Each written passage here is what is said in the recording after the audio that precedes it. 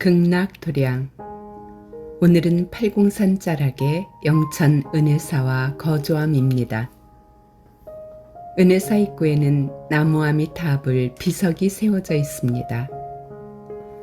나무아미탑을 연불로써 극락왕생을 향해 힘차게 달려가는 정토행자가 되라는 가르침을 담고 있습니다. 조선왕실의 원찰이었던 은혜사는 입구부터 상쾌한 소나무밭이 조성되어 있습니다. 조선 19대왕인 숙종은 은혜사 입구에 소나무밭을 조성하고 이곳부터 은혜사까지 동물을 사냥하는 살생을 금했습니다. 그래서 금포정이라고 합니다. 정토행자는 5개 중에 제1번인 불살생의 계율을 잘 지키고 항상 푸르름을 간직하는 소나무와 같은 결계 속에 있어야 한다는 생각이 듭니다.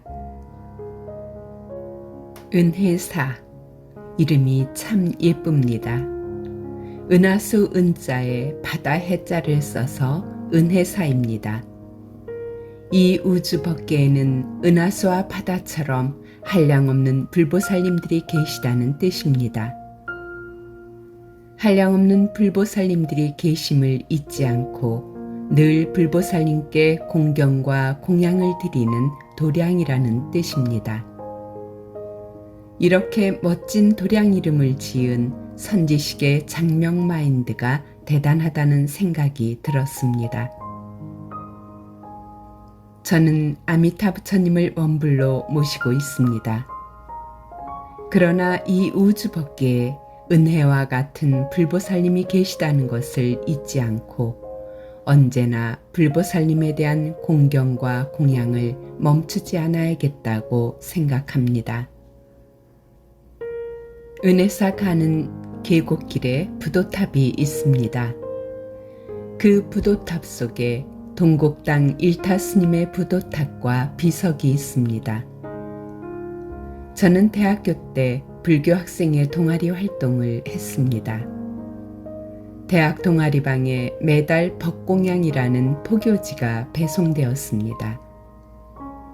그때 일타 스님이 쓴 생활 속의 기도법과 같은 글은 읽기 쉽고 불교와 신앙에 대한 개념을 잡는데 큰 도움이 되었습니다. 은혜사 조실이었던 일타 스님은 1999년 열반에 드셨습니다. 세월이 흘렀지만 늦게나마 인사를 드릴 수 있어 좋았습니다. 두 갈래 계곡이 모여 하나의 큰 연못이 된 은혜사 계곡을 지나 도량에 들어갑니다. 도량 입구에 보화루가 있습니다. 보화루 현판 글씨는 추사 김정희의 글씨입니다. 우리가 흔히 보는 추사체와는 다른 육덕진 글씨체입니다. 은혜사에는 추사의 글씨가 몇 점 남아 있습니다.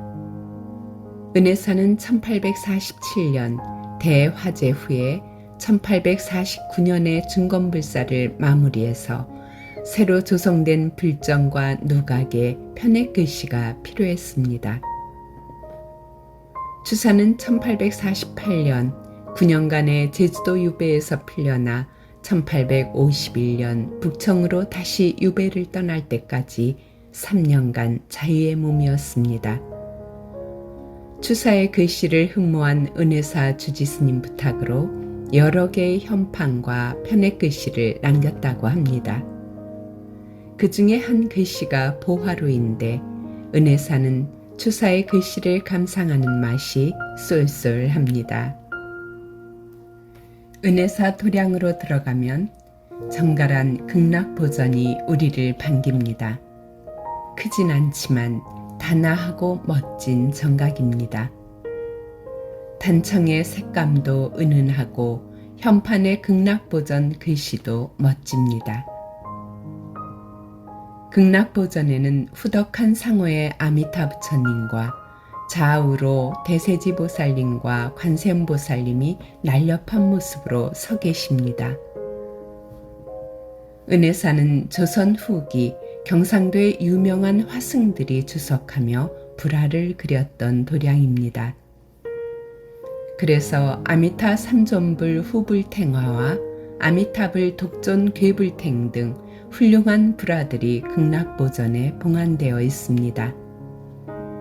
멋진 불화 속에서 아미타 부처님께 연불기도 드릴 수 있는 좋은 도량이 바로 은혜사입니다. 은혜사 극락전 앞에는 나무님이라고 불러야 할 정도로 650년 된 멋진 향나무가 있습니다. 일본의 액자 정원처럼 조성하여 차 한잔 마시면서 이 향나무를 감상할 수 있으면 좋겠다는 생각이 들었습니다. 은혜사를 가면 꼭 성보박물관을 가보시기 바랍니다. 우리나라에서 5손가락 안에 든 멋진 극락병상도가 있기 때문입니다.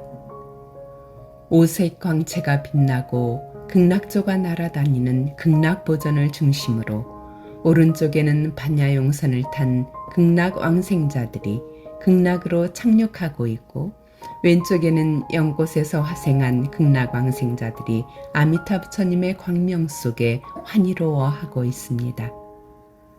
마치 SF 영화를 보듯 극락세계로 빨려 들어가는 듯한 집중의 힘을 주는 극락병산도입니다. 극락세계를 마음속에 그리면서 염불한 정토행자들의 수백 년 신앙의 힘이 이 불화 속에 응축되어 그 자체로 힘을 갖는 멋진 극락병산도라고 생각합니다. 그리고 추사가 쓴 불광현판이 있습니다. 부처님의 광명을 섭취하여 항상 밝음의 세계 속에 살아가야겠습니다. 추사는 이 글씨를 쓰기 위해 수백 번 고쳤으며 고뇌했다고 합니다. 추사는 불자를 길쭉하게 썼는데 은혜사 주지스님은 광자의 세로 길이에 맞춰 현판을 걸었다가 추사에게 혼이 났다고 합니다. 볼수록 멋진 불광 현판입니다. 은혜사에서 차로 10분 거리에 팔공산 동쪽 자락에 거조암이 있습니다. 거조암은 아미타 부처님이 항상 거주하는 도량이라는 뜻입니다. 우리나라에 아미타 부처님을 향한 정토신앙이 얼마나 뿌리 깊은지 느낄 수 있습니다. 거조암 영산전은 고려 우왕 때 조성된 국보 영산전입니다. 아주 크고 멋진 정각인데 정각 안에는 500나한이 모셔져 있습니다. 깨달음을 얻은 500분의 성자인 아라한을 모신 도량으로 나한 도량 중에 제일 유명한 곳입니다. 거조암은 보조국사 진울이 정해결사 건학문을 지어 공부에 뜻있는 도반들을 모아 함께하는 수행운동인 결사를 처음 시작한 유서 깊은 도량입니다. 결사에 동참하는 대중들이 많아지자 나중에는 터를 넓은 전라도 송강사로 옮겼지만 그 시발점이 되었던 곳이 바로 거조암입니다. 부패한 당시 고려 불교에 크게 실망하여 세속적 명리를 버리고 함께 수행하고 공부하는 불교 공동체 운동이 바로 결사입니다. 우리 극락해상 도반들도 부처님 가르침대로 수행하고 공부하고 청정한 불교 공동체인 승가의 일원으로 올곧게 살려는 결사 정신으로 살아야 한다고 생각합니다. 팔공산의 청정함과 영산전의 정갈함처럼 청정하고 정갈하게 수행하고 신앙하며 살아갑시다.